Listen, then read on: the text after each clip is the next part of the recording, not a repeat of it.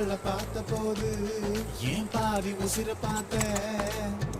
உயிரும் தான் பேசும் பாஷையே மூச்சுக்குள்ள கேட்டேன் அவள் எதிர வந்து நின்னா